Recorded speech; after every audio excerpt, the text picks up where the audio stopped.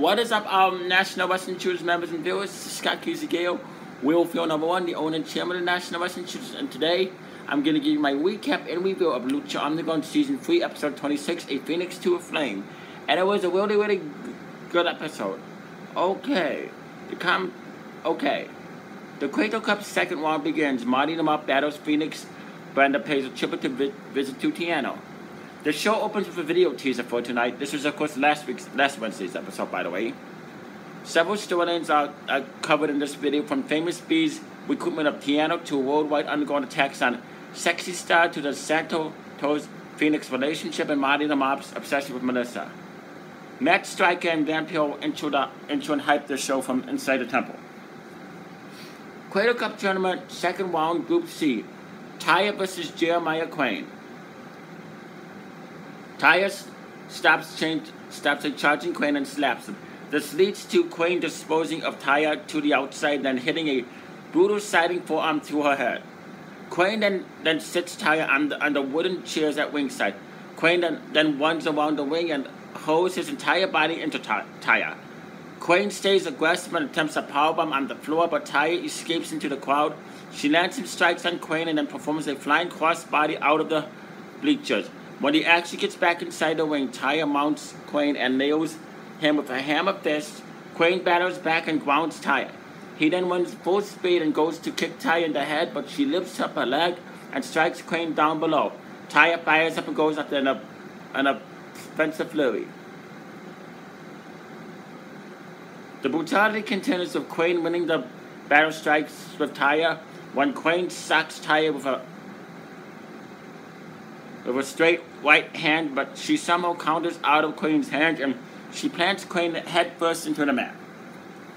This leads to the first foul of the match. Just when Taya appears to be on the verge of victory, Sexy Star arrives to ringside and distracts her. This gives Crane an opportunity to kick Taya in the head and hit a buckle bomb for a false finish.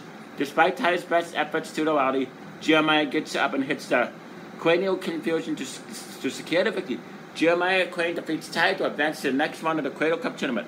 Crane has advanced to the final 8 after the match. Sexy Star makes her way to the ring. She gets revenge on Taya for costing her chance to advance in the Cradle Cup by reintroducing the brass knucks Taya used against her. Star lays out Taya for knucks and the show heads to a break. When the show returns, Phoenix is backstage training. He is approached by Arrow Star. Arrow wishes that he was still in the Cradle Cup, but he is supporting Phoenix and hopes to see him advance. The former Trios champ talk about their former partner Drago and how he betrayed them to join Cobra Moon. Arrow Star can travel back, and he's been doing so. Phoenix has faith that Drago will come back around and rejoin them once again. Star assures Phoenix that it won't happen because he has seen the future. As Arrow starts walking away, Phoenix asks him if he will win tonight and advance to the Cradle Cup.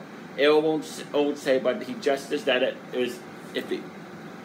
Okay, very good opening match. I thought the match was a good back and forth man versus woman type of match. I like how Lucha Underground does it. Like I said, Season 3 has been on a roller coaster. Second match. It's the Cradle Cup Tournament, second round, Group C. Mil Muertes versus Paul London. London gets a Mil's Gonna Kill You chant from the Believers in the temple after London does his usual comedy antics with Gary waiting during his entrance. When he gets in the ring, the match gets serious quickly as London tries to stick and move and even resorts to running around the ring. London gets caught and tries some silly strikes on Muertes, but gets cut down to the mat. Mil starts pounding away on London and busts open his nose. Muertes then flings London around the ring. London battles back with a spinning heel kick, then grounds Muertes. London's rally is short-lived as Muertes springs up and clubs away on him in the corner. The fight goes to the outside as London tries desperately to turn the tables in the match. Mills throws London into the broadcast table at ringside. Moments later, London is surprisingly still alive. He strikes Muertes with several super kicks. London's Rabbit Tribe shows up to help him. London takes his eye off the bar in there and almost loses one of the Muertes clotheslines power out of his hooch. When the action gets back in the ring, London is still fighting. He hits several kicks leading to a double foot stomp from the top. London charges at Mertes and gets caught in a German headbutt with a choke slam for a near fall. The Believers start to rally behind London as Mertes tries to put away when London Salvador makes his way into the ring and gets floored by Mertes.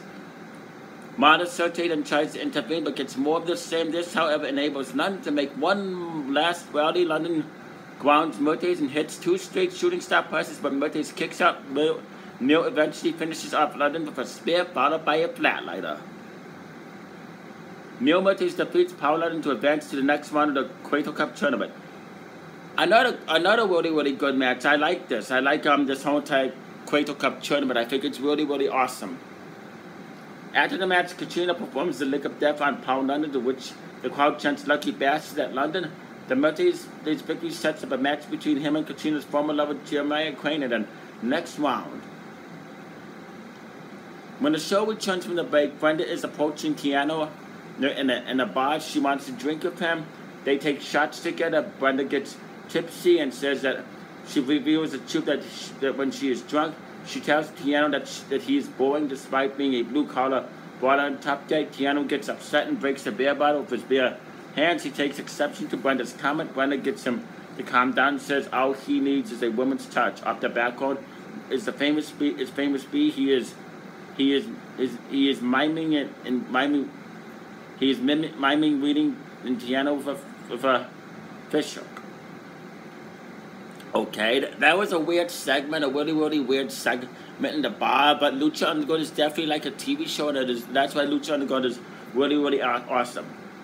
Back in the temple, Marty the Mop made his way to the ring with his sister Maya Poser. He has a gift in his hand from Melissa, a yellow lunchbox that reads Aztec Pride. After Melissa intros Marty, when she attempts to introduce Fenix, Marty pulls out food from his lunchbox, and I'm sorry, but that was funny, and shoves it into Melissa's mouth. She spits it back at him. That was funny when he did it. That actually made me laugh. Then it's the main event, Marty the Mop with Male Poser versus Fenix.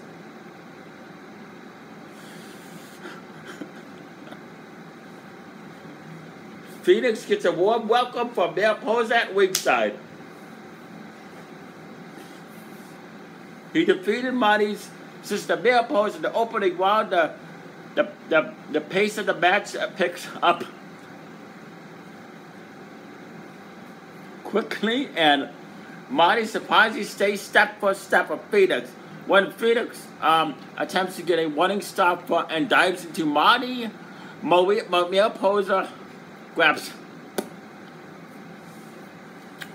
Fenix's leg and stops him. This enables Marty to take control briefly. Fenix rallies and throws caution to the wind. A twisting placa on the outside. Moments later, Fenix attempts to take to the air again, but Male Poser trips him up. Marty goes after Fenix in front of a concerned Melissa Santos. Marty then attempts to take off Fenix's mask, and Male Poser does the same.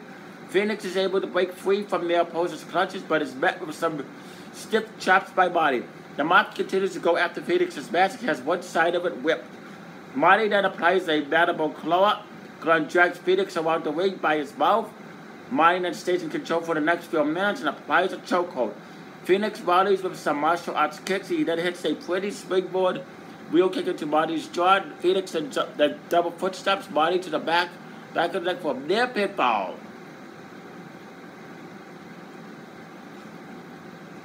Fenix tries to finish off Marty by leaping off the top rope, but Martinez invades, and Marty then hoists up Fenix and hits the modified gutbuster for a near fall. Marty gets Fenix up again and connects with a modified Death Valley driver for another near fall. Fenix rallies late using his speed and lands a big kick on Marty when Male Poser tries to interfere her brother's lunchbox. Melissa Santos gets up and grabs Male Poser to prevent her from doing so. Marty seizes this with the ring and looks heartbroken. Fenix is back up and he rolls Marty up with a bridging cradle and secures the victory. Fenix defeats Marty the Mop to advance to the next round of the Cradle Cup tournament. Really awesome main event. Really creepy thing that happened at the end. After the match, Marty strikes down Fenix with his lunchbox. Marty starts eating food out of the box, then gets out a fork. Marty then stabs Fenix repeatedly in the forehead with it. Marty does this while staring down Melissa.